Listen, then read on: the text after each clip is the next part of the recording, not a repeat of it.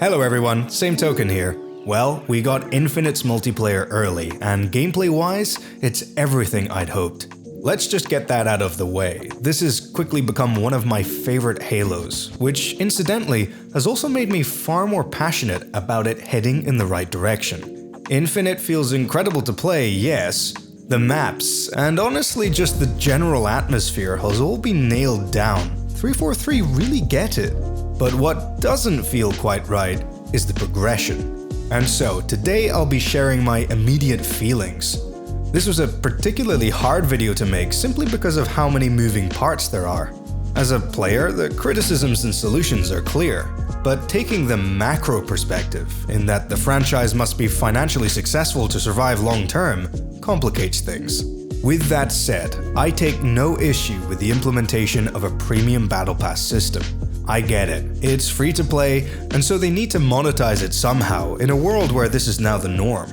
And on the surface, Infinite's Battle Pass is quite fair. When you buy it and a new one comes out, you can always come back to previous passes, which certainly makes it feel like you're actually purchasing something more tangible.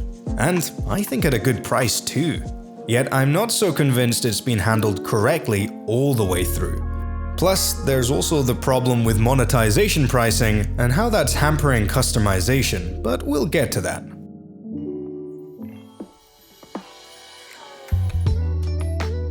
When the beta first released, weekly challenges were difficult, to say the least. But it has to be said they've already made some improvements in that area. Although it's not perfect, I'm finding that I'm progressing through them far faster than before, which is a huge step in the right direction, and something I really appreciate. And they've also doubled the length of time XP boosts last, as before you'd barely be able to make it through a big team battle game. In this sense, Halo is feeling more malleable than ever. I get the feeling 343 are willing, perhaps even wanting, to evolve Infinite along with its players. That's why I'm looking far closer at these things than I usually would. So let's start with progression. As we know, instead of progressing through the ranks by earning XP for winning, the Battle Pass alone serves as your progression marker. And the only way to rank up the Battle Pass is to complete challenges. I've already discussed this in depth in a previous video, but essentially it means you must tailor your playstyle to match whatever challenges are available, if you want to progress. Challenges in previous games were fun little extras, but now they are at the core of the experience. Your mileage with Infinite's progression will vary depending on whether that's your thing.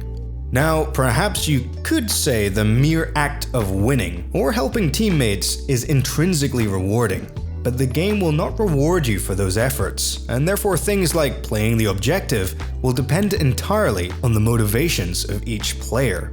Though I suppose, when hasn't that been the case in Halo? And I've talked with people who have ranked up the Battle Pass and feel a great sense of pride in what they've unlocked. That's something I love to hear, and anecdotally, it's a good indicator that things are working to an extent. Still, many fans are feeling that they're not being recognized for their efforts towards the core game objectives. This is being compounded by the way per match XP has been handled. Before the update, you'd gain 100 XP for playing a specific number of matches. This number would increase with the amount you play, resetting every day. People were complaining that this was unfair because, for example, if you only had time for 5 matches, but had to play 6 to complete the challenge, you would see no reward, like, at all. So, as requested by the players, they altered it so you could gain XP after every single match played. But here's the catch. You only gain 50 XP each time instead of 100. One Redditor figured out that for the first 24 matches played in a day, you'd actually have been better off before. So say you play 3 games a day now, you're 150 XP worse off. Then there's the customization situation. Most customization, like armor pieces and cores, is locked behind the premium battle pass. And if you want to buy each element on the shop, you're gonna have to shell out quite a lot of money. In fact, a recent rumor suggests it could be upwards of $1,000 to buy everything. Though as of now this is just a rumor, you can already see the high prices of customization elements on the store. Yet, what I find interesting is that generally, paid cosmetics usually feel like a very fair trade-off for free-to-play games. Far, far better than pay-to-win. In fact, most of the time, I would just ignore premium cosmetics. And if something really took my fancy, I might find myself happily shelling out money. Halo Infinite is being upfront about the cost of items. There's no loot box trickery involved here, and although the use of virtual currency does obscure true value a little, in the end of the day, none of this is required to play the game. In fact, if you don't think about cosmetics and just want to play, as far as we're currently aware, you'll get all the updates over the next few years free of charge. So why then does this all feel off? At least it does for me, and thus I've done some thinking. Halo has historically built a great customization system. Everyone has their legacy Spartan that they've curated through the installments. It feels like we're having to buy back something we already owned, even though strictly speaking that isn't really the case. As I discussed in my Creating Your Spartan video, which you can check out by clicking on the pop ad banner, customization has become an important part of Halo's DNA. It's about self-expression, and it's about reward. With Infinite, it feels like those elements have been lost somewhat. Now, while I have no problem with paid cosmetics in a free-to-play game, I think getting the pricing right here is essential. Because of Halo's historically good customization options, getting legacy fans on board is a delicate game when monetization is concerned. Perhaps this is just a case of adjusting to the new system, and as more updates become available, we'll start to see the value in these paid cosmetics. Or maybe that's just cognitive dissonance talking, and though we may resist, in the end of the day, we love Halo, and we want to show off just how much we love Halo. And what better way to do that than having the best armor in the game? Let's talk possible solutions to these critiques. As I said before, Halo Infinite's multiplayer feels amazing. It's so much fun, and if I were to ignore progression and customization entirely, I'd have very few issues. It should be said that it's unlikely that they're going to make a big overhaul anytime soon. There have been suggestions of having a separate ranking system from the Battle Pass that follows a more classic system like in Halo Reach, and a color wheel system for armor that would let you further customize coatings.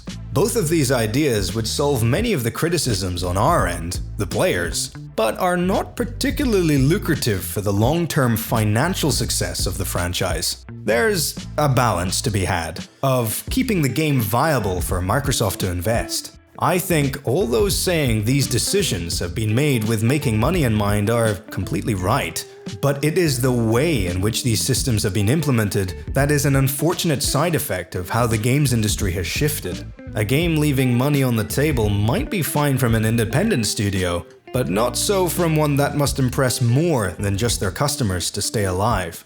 But what they could do is make it easier still to progress through the Battle Pass. This could be as simple as having persistent daily challenges related to winning games. For example, maybe topping the leaderboard nets you 200 XP, or simply winning as a team could gain 150. That way it renews incentive for playing the objective and supporting your team, while still fitting within the current Battle Pass system. The cosmetics issue is far harder to solve without severely impacting those who've already spent money. Armor being expensive and hard to unlock is by design, as this is the main monetization route for Infinite. Without it, there's not that much incentive to move through the Battle Pass, and I think there's something to be said of quote-unquote whales for funding these games. In that sense, without a huge overhaul, I'm honestly not sure what can be done. Compared to other games, I really don't think it's an unfair system. Personally, the bad taste it leaves is simply because of my prior history with Halo. I'm just glad that we'll be seeing extra customization unlocks within the campaign. There were rumors to suggest the offerings from campaign wouldn't be great, but I'm not putting any stock in that until I play it for myself. Regardless, if you figured a solution out, please be sure to let me know in the comments. I really want to hear what you guys think about all this, as I have a feeling my feelings on the matter might change over time. So that's it for today. I'd hate to leave this on a negative note, so I'll just reiterate that Halo Infinite is one heck of a brilliant game. 343 are already making changes with the intention of improving the experience, so I have faith that it'll work out in the end. I think the developers really care about the franchise, and let's be honest, the corporate guys making money decisions also want the franchise to continue for as long as possible. As always, thus far, I'm feeling very positive about the future, and these critiques certainly haven't completely soured my experience with the game. Please stay tuned as I'll have a Halo Infinite multiplayer review coming soon. If you enjoyed this video, please leave a like and subscribe and hit the bell icon for more. Thanks for watching, and I'll catch you next time.